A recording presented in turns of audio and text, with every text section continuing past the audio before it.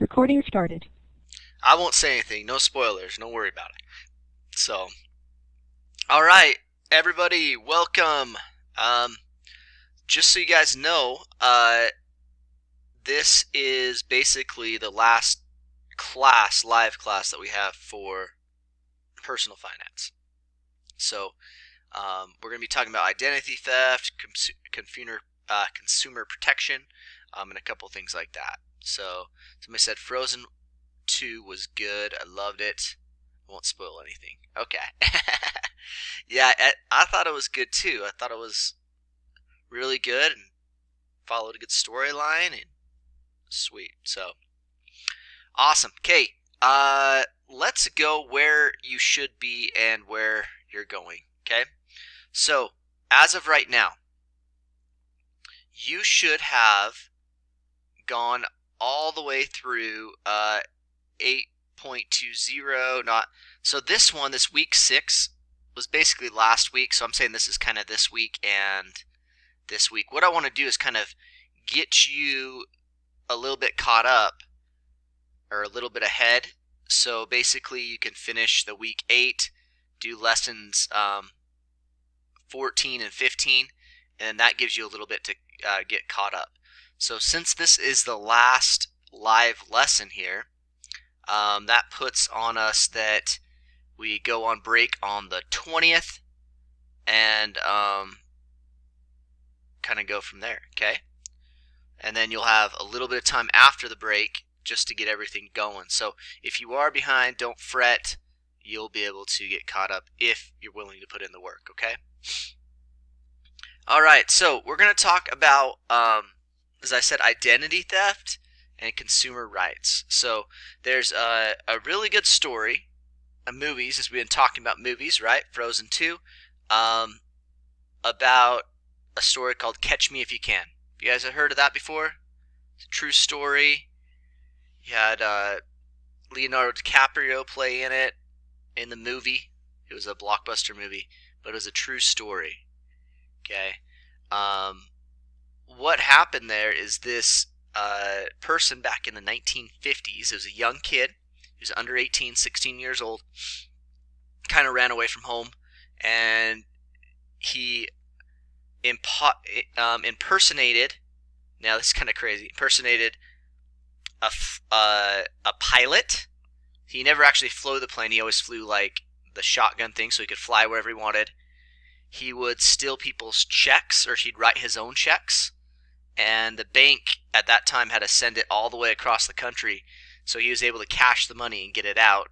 He'd impersonate a pilot in going to get the checks, and so they'd give him the cash right there because, you know, pilots look respectable, right?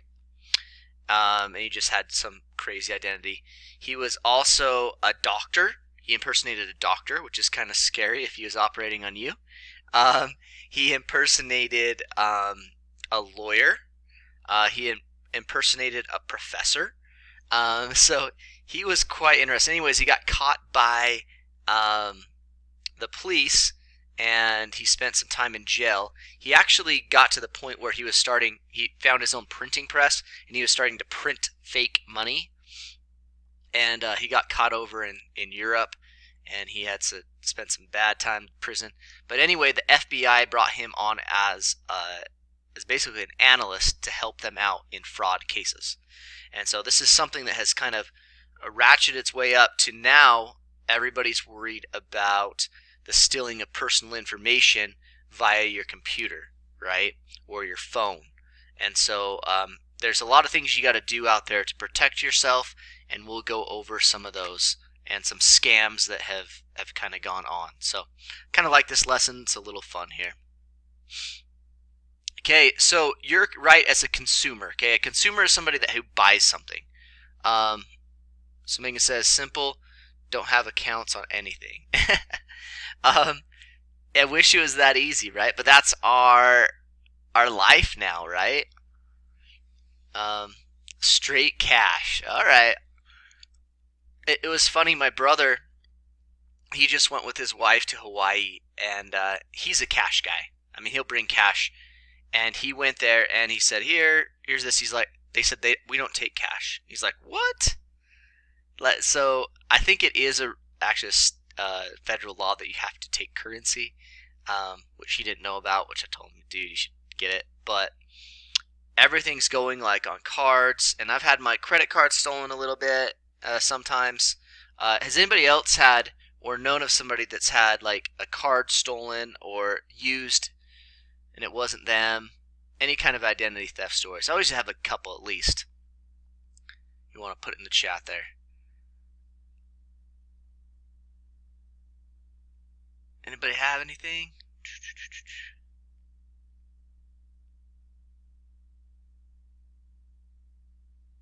Let me see here. Maybe some of you guys are writing. No cool stories?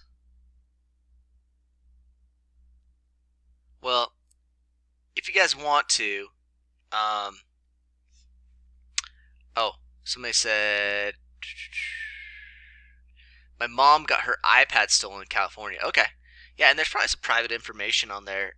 Don't know if she was able to get in, if it's locked. My sister had to get so many new cards. I've had to get multiple new credit cards. It seems like about every 2 years I'm having to get a new card because somebody used it like in Singapore or something like that where I know I'm not. And it had some money accounts on it. Yeah. So that's something, and that's why when we talked about credit cards, why I like to use them better than debit cards, is because then I can just go to the credit card company and say, hey, this wasn't me. Sorry, take it off my bill. And they'll do it because they have to. And then they try to look into it to see if it's somebody else. So, pretty interesting. All right. Okay, so there's places, agencies, government agencies that try to protect you, okay, as you're trying to do things. So you have like the Food and Drug Administration, which they recalled a whole bunch of lettuce currently. I don't know if you know that because people are getting sick on it, so that's what they do. There's Consumer Product Safety. Something that was going in is Chinese companies are putting lead in baby toys. And of course the babies like to suck on things, and they'd get lead poisoning. So now you have Consumer Product Safety. You also have the Federal Trade Commission, which when you're trading stocks and other things like that, they will make sure that there's ethical practices there. There's things called the Better Business Bureau. That's just an organization. It's not a government agency, but it's just used to help businesses be ethical and be able to not, mess over customers. Bureau of Consumer Protection, that's also a government agency. And then you also have the consumer unions that help kind of do things there. So just so you know, if things happen, there are government agencies that you can go to get help if you're in trouble there. Okay, so other things we talked about, FDIC, NCUA, it's basically ways to ensure if you put your money in a bank that it's not going to go anywhere, and you're not going to lose it. So here's some things. Make sure that you're not giving out to just everybody, right? Because if I asked you today, hey, what's your social security number? Don't give it to me, okay? I'm going to say that right now. Social security number, your name, address, birthday, mother's maiden name, any kind of passwords or PINs. You got to be careful with those so people do not mess with those, okay? That's the information that they can grab and use. Okay, so what is fraud? Fraud is deliberate deception designed to secure unfair or unlawful gain. So there's so many different ways that people have access to your information that they can fraudulently make things on there. Okay. Okay, so there's ways to monitor. As you can kind of see some of these, like monitor your credit. They do have these agencies now like LifeLock or other identity theft things that you can get that will help protect you on there. But just make sure that you're just have everything password protected. My wife still doesn't even have a password on her phone. I don't know what's going on there, but we'll see what happens. hopefully she doesn't get in any trouble there. Other things, antivirus is on your computer. That's one big thing. There's a lot of hackers out there now that they can go in and really work through things. Okay, so here's just an example right here. Bethany purchased a new pair of shoes from the internet. What steps should she take to ensure her identity was protected when she made the purchase? Okay, so if they asked for their social security number when they're making a purchase online, do you think that's good? You need your social security number to make a purchase online? Come on, somebody has to be out there. No, alright, cool. Okay, you probably need like a credit card number or something like that. One thing I've done when because I purchase things like on like websites that I don't know are kind of shady, Not like, that sounds bad. Sorry. I should say, no, like, if I don't know where it's coming from, like places not Amazon or something like that. Okay? What I've done is I actually go get a prepaid card, and you can actually put money on it, and you can only put so much money on it. So I know if somebody steals that card, they're only getting a certain amount of money. And I only put exactly the amount of money that I'm doing it from. It's usually probably some Chinese company that I'm thinking, oh, this is cheap, we'll see how the product is. I don't do that very often, but anyways, so just be careful when you're kind of purchasing things online, okay? Let's skip some of these real quick. Okay, so be careful as well when you're signing contracts, understanding financial contracts. So, I love my wife, but sometimes she just... So we had our sprinklers explode just not too long ago when the weather got really bad and water's just coming up everywhere, and so she called the first person that was on the thing that installed the thing. Well, she went and she signed something with them, and now we were obligated to use them to buy the new parts and everything like that. And basically they charged us it, and we couldn't get our money back, even though I had a friend that could do it for like half the price. So it was, just make sure you know what you're doing. So just take some time before, whenever you're going to make a big purchase or something like that, they always tell you just to sleep on it, right? Just take a night, think about it, sleep on it, wake up the next morning. If you still feel good about it, go do it. But these impulse purchases, which I kind of do, I do as well, but think about things kind of before you do them here, okay?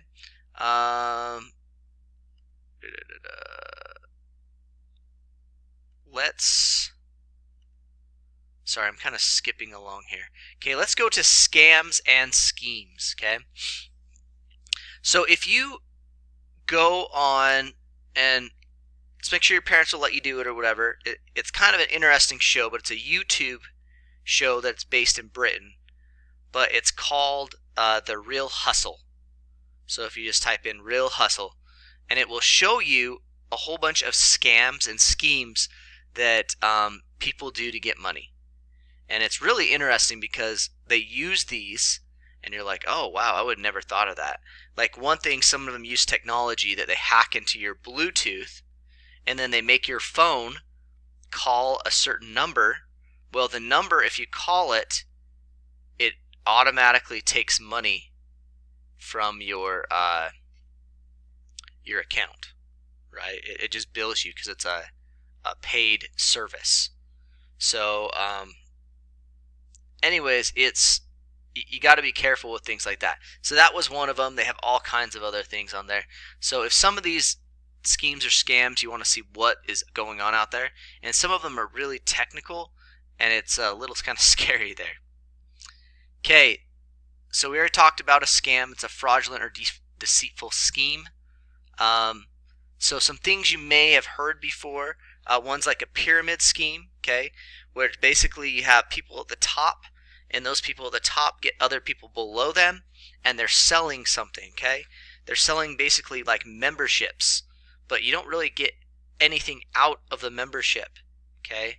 and people are just selling these, and the people at the top get all the money, and the people below them do not get the money. And basically at the end, you don't get any kind of product or anything with it. There's also called Ponzi Scheme. A Ponzi Scheme is where you go maybe to a financial person. Somebody said, to be honest, I'd ask my parents whether or not something's financial. Yeah, definitely. I'd definitely go to somebody that you trust and believe that has good judgment there. So a Ponzi scheme is like, say, hey, I want to invest. I got this cool investment over in the Dominican Republic. I've heard this one a lot. In the Dominican Republic, and you get this, and you get either a free trip every year to the Dominican Republic, or you get $2,500 back. You get, 25% of your investment that you put in. Right? So what's happened there is they'll actually take the money that you have and they'll give it to somebody else to show that they're getting things, so they'll trust them to put in more money, and they'll put in more money, and next thing you know, the person at the top's taking all the money, taking it from themselves, and everybody's left with nothing. Okay? That's basically kind of a Ponzi scheme there. Okay? They just shuffle around money. Same thing with this kind of scheme as well. Something that you want to be worried about is called predatory lending. So if somebody's trying to give you money, but like a high interest rate, they may say, hey, bring in your car and we will just put a loan on your car, a lien on your car, and we'll give you some money right now. But what they don't tell you is you're gaining like $50 interest a day, and you're continuing to build that up, and pretty soon you can't pay it and you have to give your car to them. Okay? So it's just things like that. So be careful of people trying to do those kind of things. Predatory lending, they usually work on like those that are young and don't understand, so that's why Megan had a great idea about asking your parents or somebody you trust. And also the elderly. I had somebody call my grandma up one time pretending to be my cousin and said that he was in prison and that he needed to get bailed in jail, and he needed to get bailed out of jail. And he said, she's like, why don't you call your mom? Oh, I'm scared of my mom. And it was just a whole scam of trying to get her to send money via Western Union to him. It was bad. Okay, so here's some warning signs that you kind of think of. Just high interest rates, multiple refinancing, unnecessary debt consolidation, ballooning payments, negative amortization. That means you don't pay down anything on your thing. Door-to-door soliciting, backdating of documents, large loan fees, those kind of things. Okay. All right. Some other common scams: advanced fee schemes. So they charge you more up front, saying they do the prize will cost you. I love that. Online auctions are kind of a little scary. Bogus charity, scams in school. That's something. If you don't probably know the kid going around selling the cards, you may want to just kind of look into it a little bit. But here are some other things that you may see, like spyware on a computer, people dumpster dive to get your personal information, wireless hacking, phishing, outright stealing, shoulder surfing, look at things, scheming. Skimming means that you're going to be taking a little bit of money off the top of everything. So, for example, right, I was going into a store, and it was like in rural Utah.